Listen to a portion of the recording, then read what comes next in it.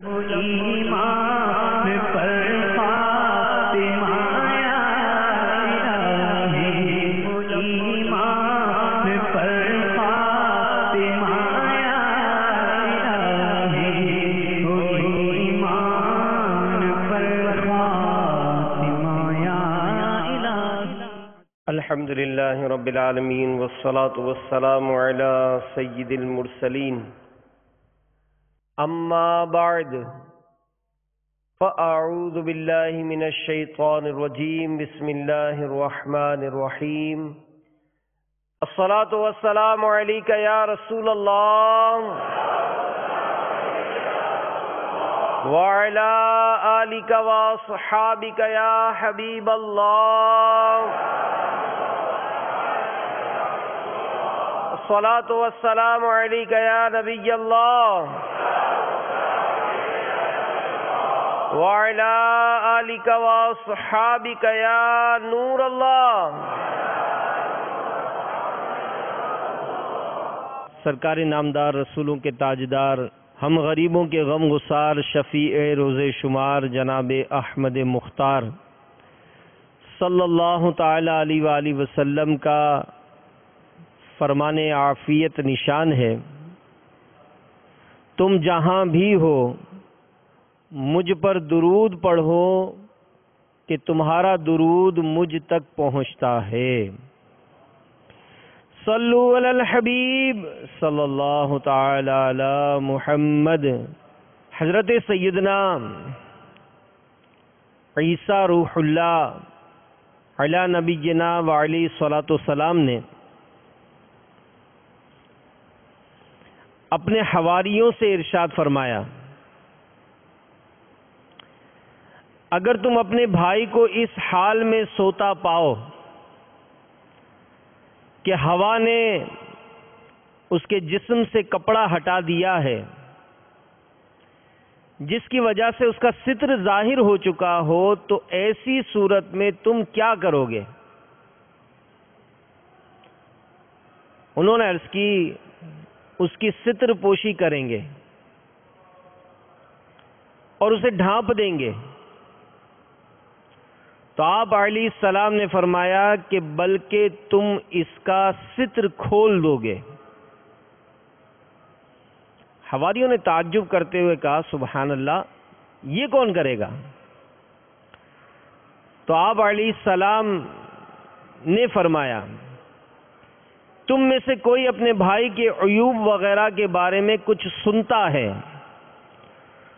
تو اسے بڑھا چڑھا کر بیان کرتا ہے، اور یہ اسے برہنہ کرنے سے بھی زیادہ بڑا گناہ ہے۔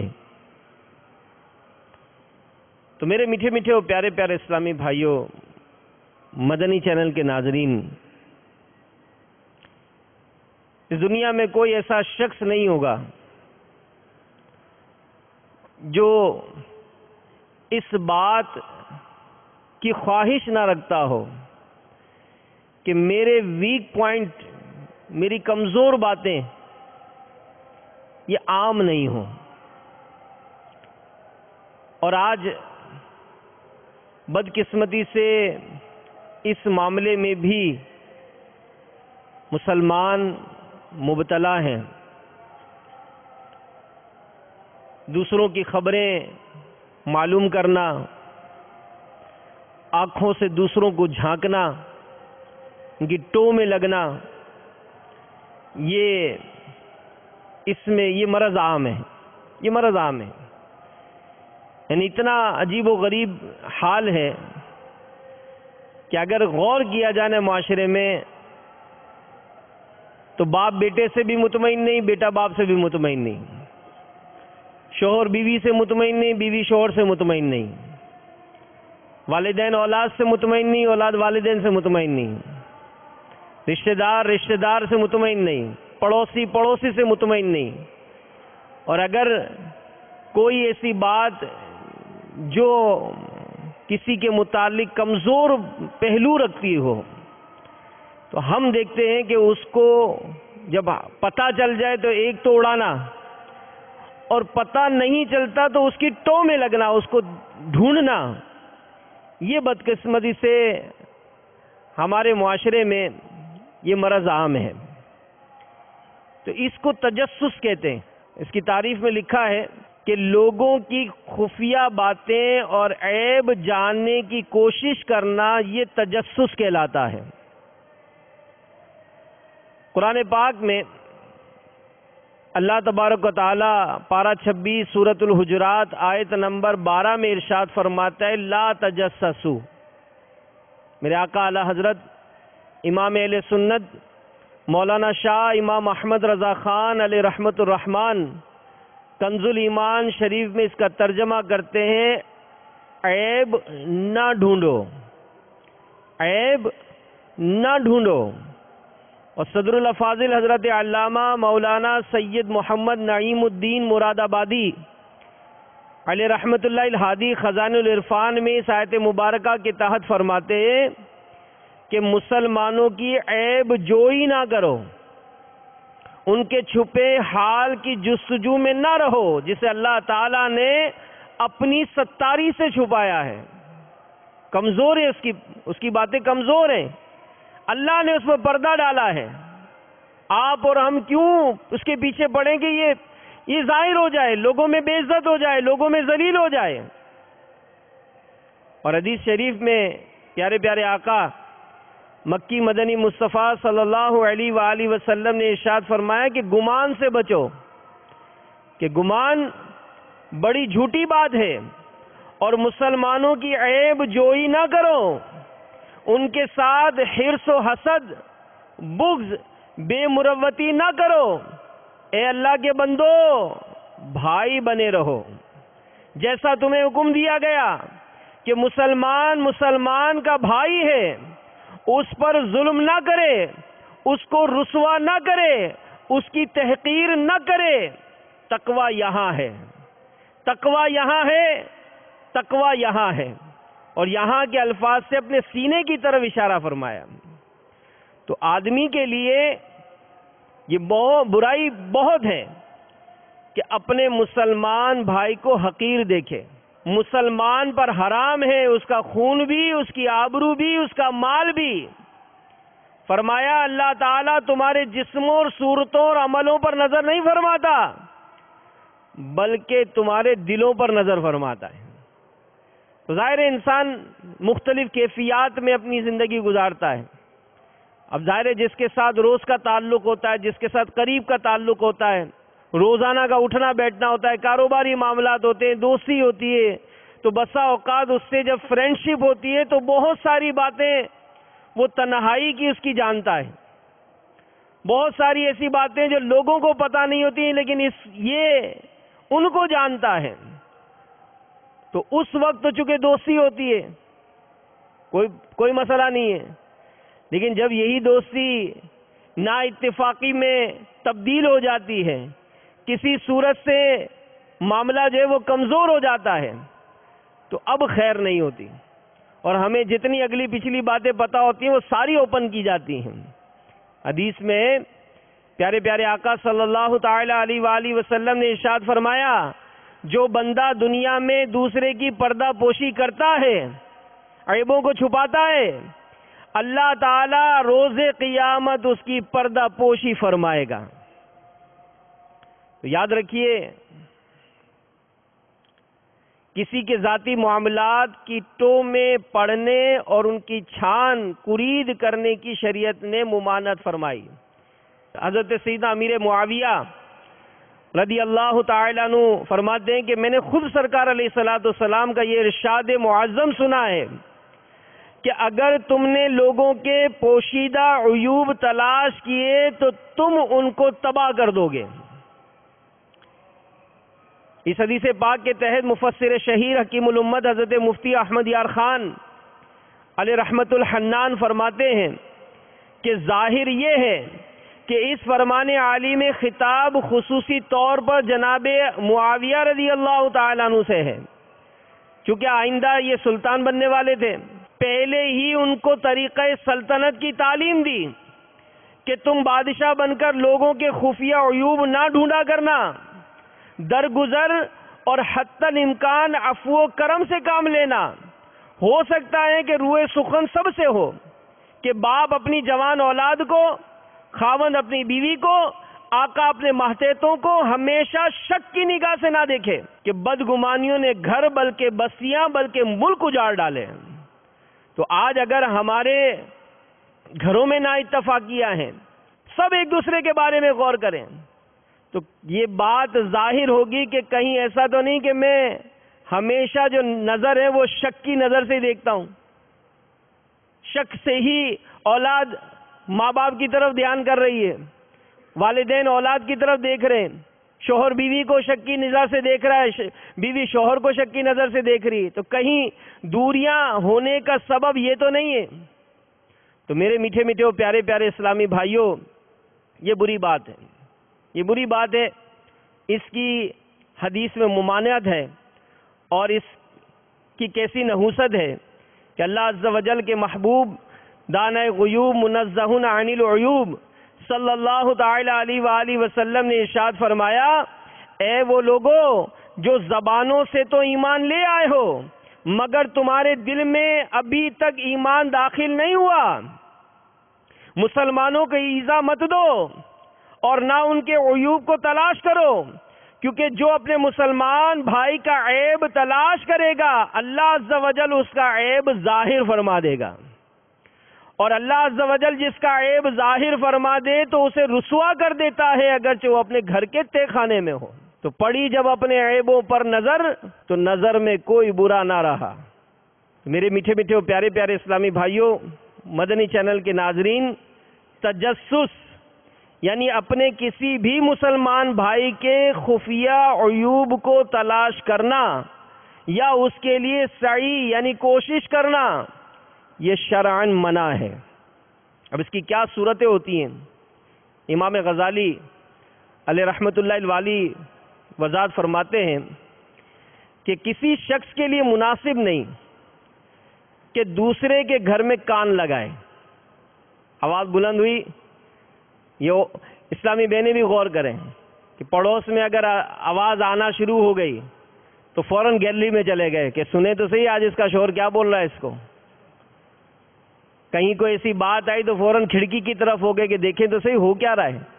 اپنی چھت پر چڑھ کے دوسرے کی چھت میں جھانکا جاتا ہے کہ گھر کا معاملہ کیا ہے، اس کی بیٹی کا معاملہ کیا ہوا، یہ کیوں اپنے شادی تو بھی ہوئی تھی، یہ گھر میں کیوں بیٹھی ہوئی ہے۔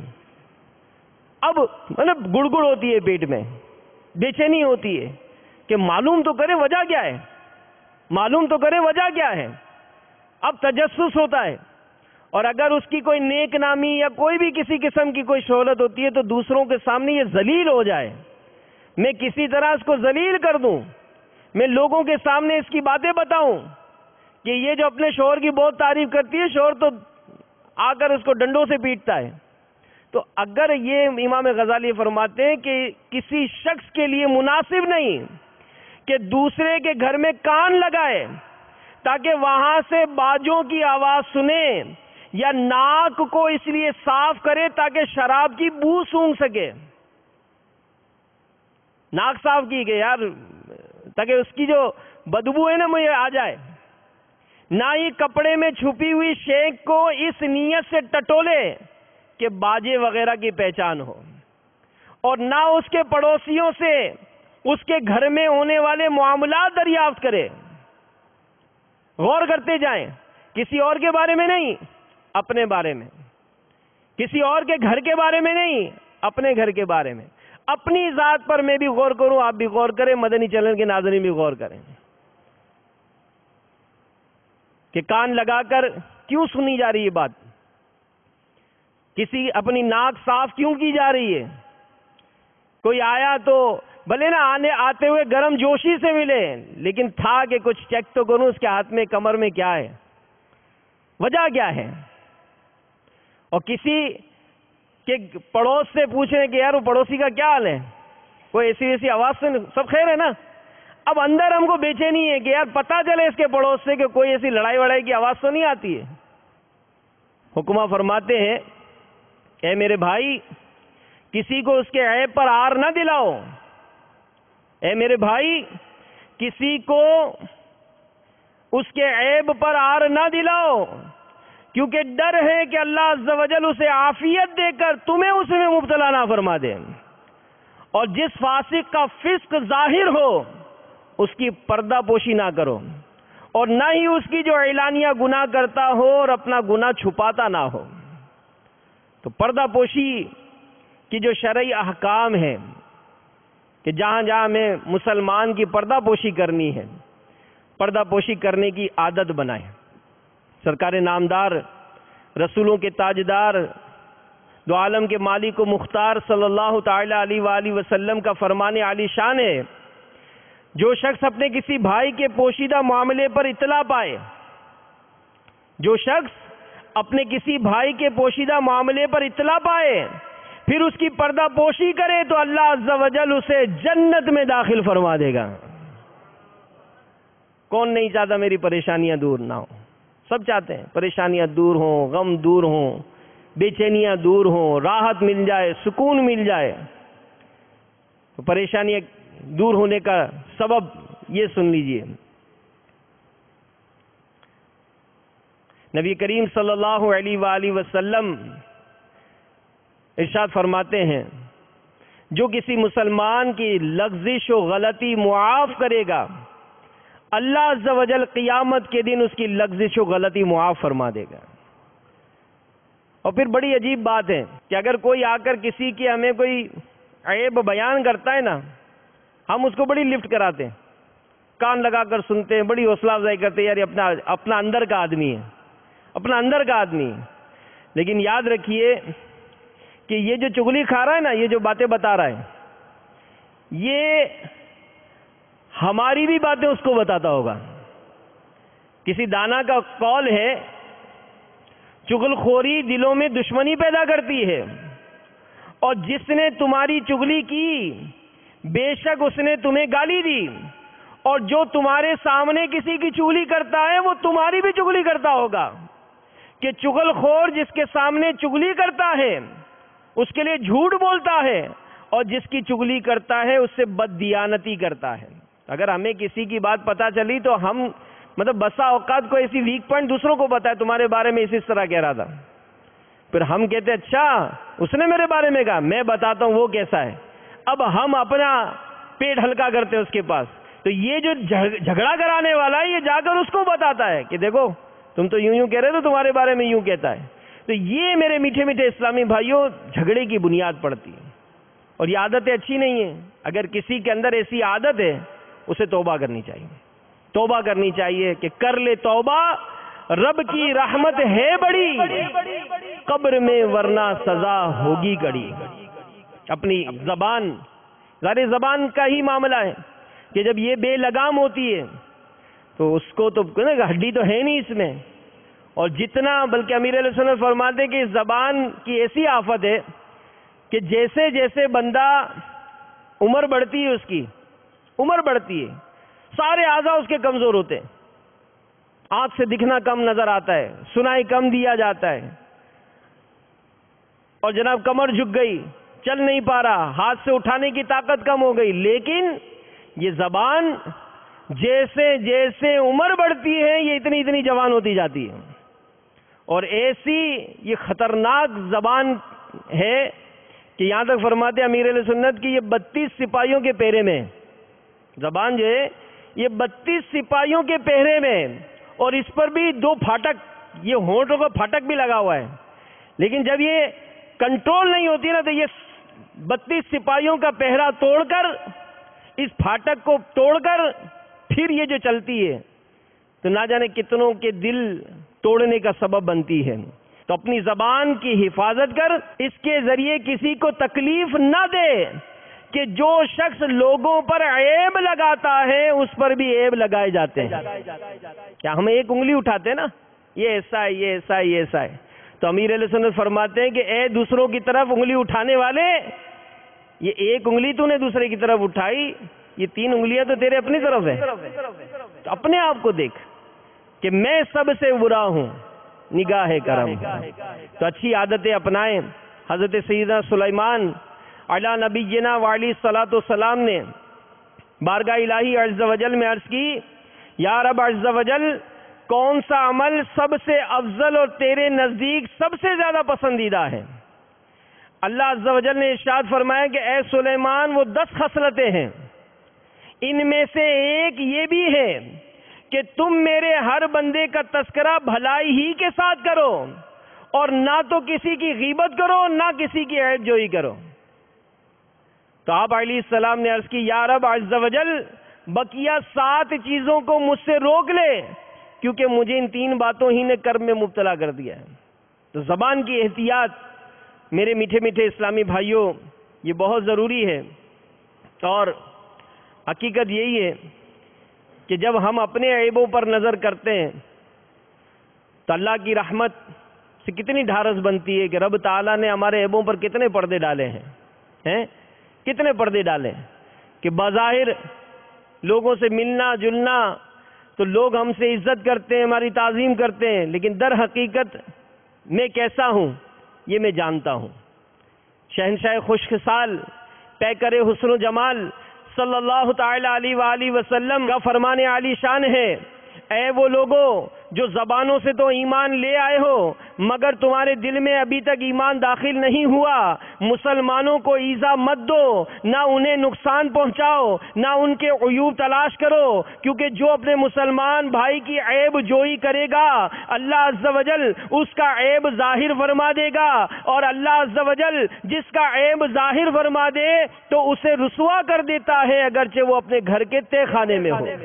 عرض کی گئی یا رسول اللہ صلی اللہ علیہ وآلہ وسلم کیا مومن پر پردہ ہوتا ہے؟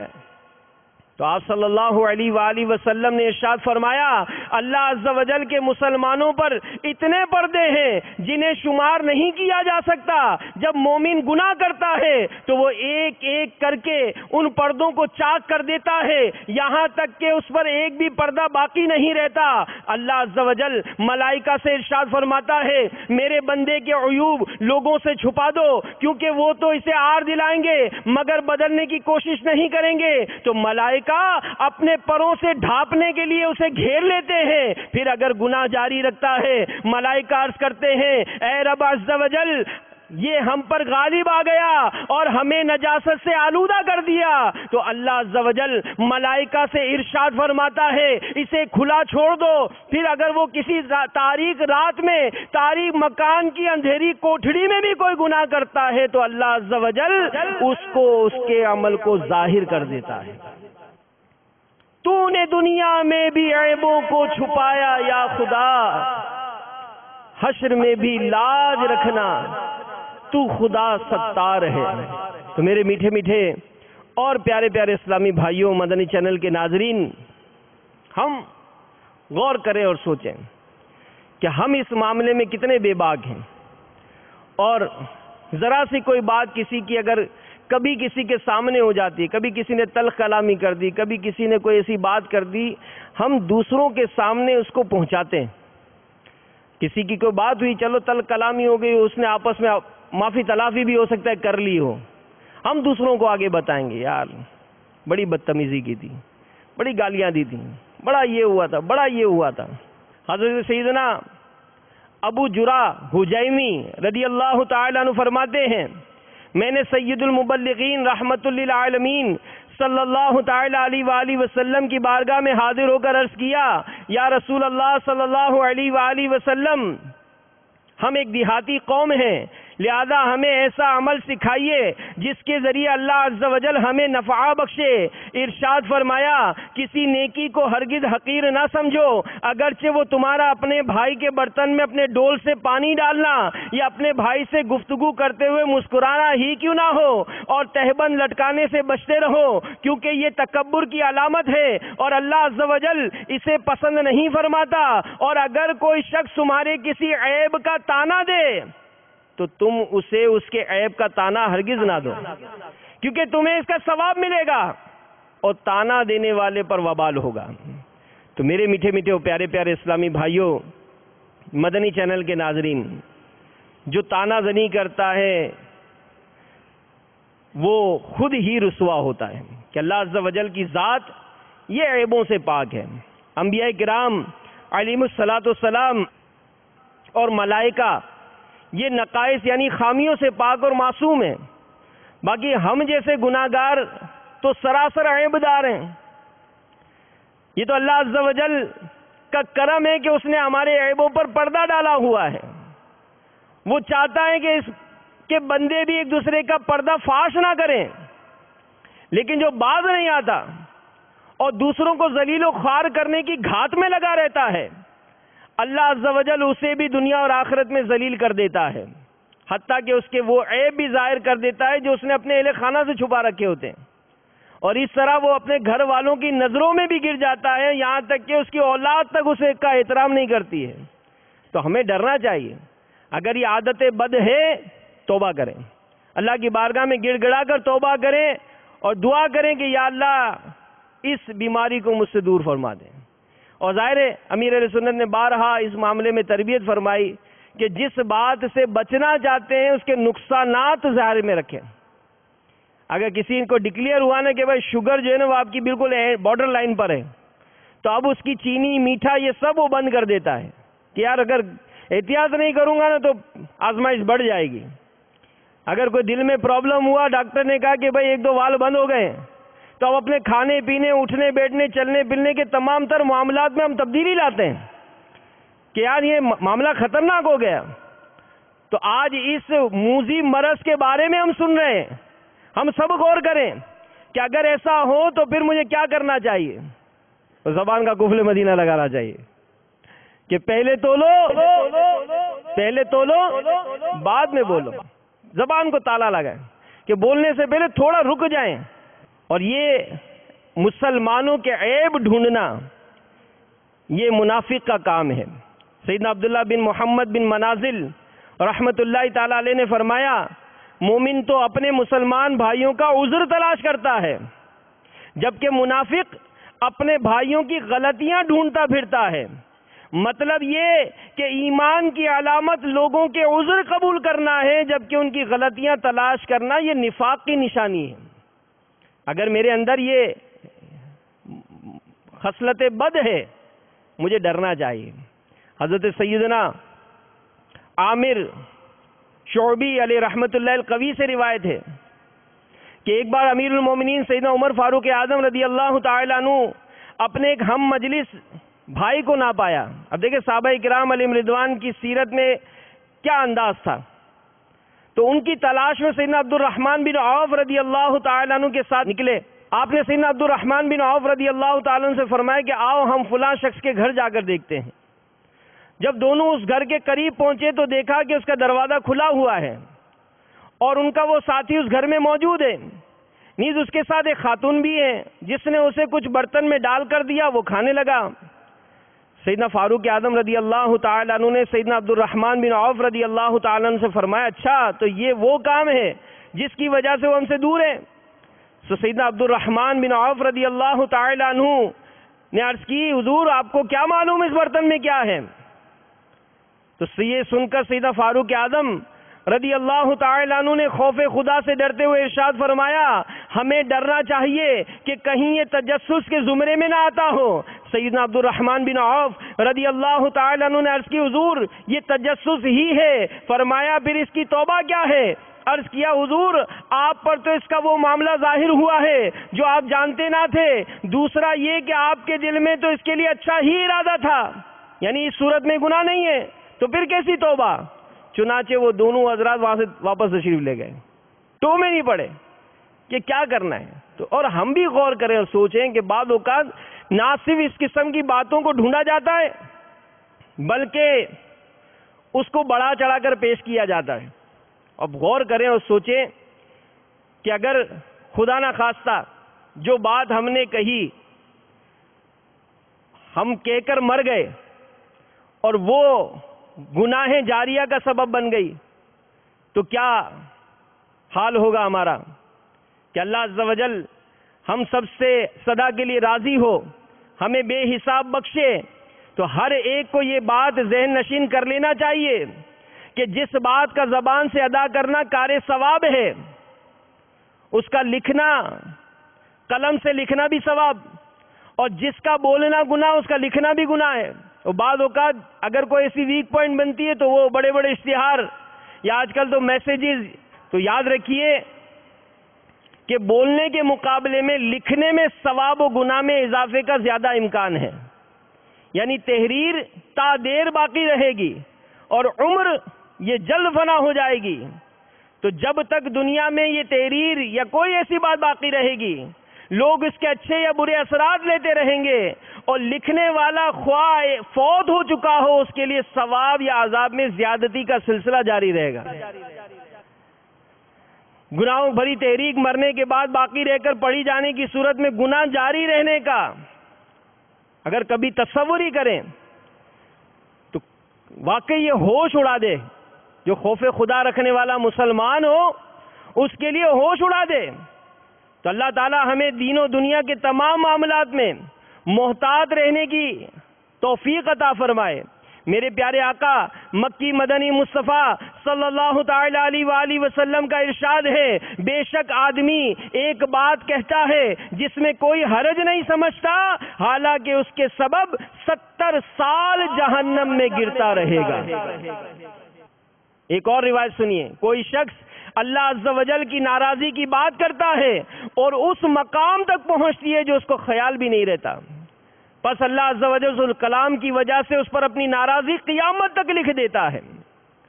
میرے آقا اعلی حضرت رحمت اللہ تعالی علیہ علم دین نہ ہونے کے باوجود اسلامی مضامین لکھنے اور شرعی معاملات میں مداخلت کرنے والوں کی مذمت کرتے ہوئے فرماتے ہیں، جسے الٹے سیدھے 2 حروف اردو کے لکھنے آ گئے وہ مصنف و محقق مجتہدین بیٹھا اور دین متین میں اپنی ناقص عقل فاسد رائے سے دخل دینے لگا.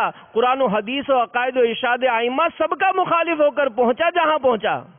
تو ہمیں ہر طرح کے معاملات میں اور خاص کر دین کے معاملات میں بہت احتیاط کرنی چاہیے. اور میرے میٹھے میٹھے اور پیارے پیارے اسلامی بھائیوں، اس کے جو اسباب علماء نے لکھے ہیں کہ کیوں پیدا ہوتا ہے، تجسس کیوں ہوتا ہے، کسی کی بات کی ٹو میں کیوں لگتے ہیں، اس کی ایک وجہ بغض و کینہ، کہ جس سے دل میں نفرت پیدا ہو جائے گی، بندہ اس کی ٹو میں لگتا ہے کہ کسی طرح، کیونکہ مجھے اچھا نہیں لگتا، اب میں کسی طرح اس کے ویک پوائنٹ حاصل کروں، اس کو ذلیل کروں. لیکن اللہ جسے عزت دے اس کو کوئی ذلیل نہیں کر سکتا. تجسس کا دوسرا سبب حسد.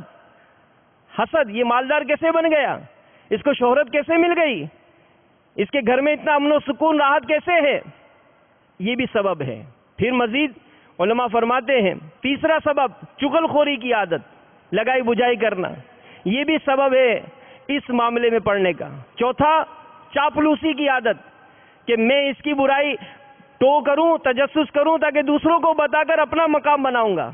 تو میرے میٹھے میٹھے اور پیارے پیارے اسلامی بھائیوں، ہمیں ڈرنا چاہیے اور اللہ کی بارگاہ میں دعا کرنی چاہیے کہ یا اللہ ہمیں اس بیماری سے شفا عطا فرما.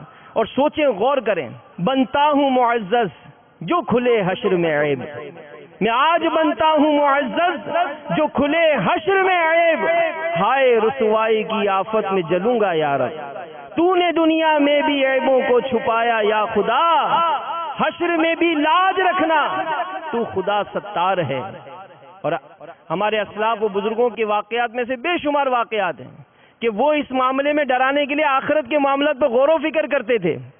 حضرت سیدنا صالح مری علیہ رحمت اللہ الولی فرماتے ہیں کہ میں نے ایک لڑکی کو دیکھا جو ستار بجاتی تھی.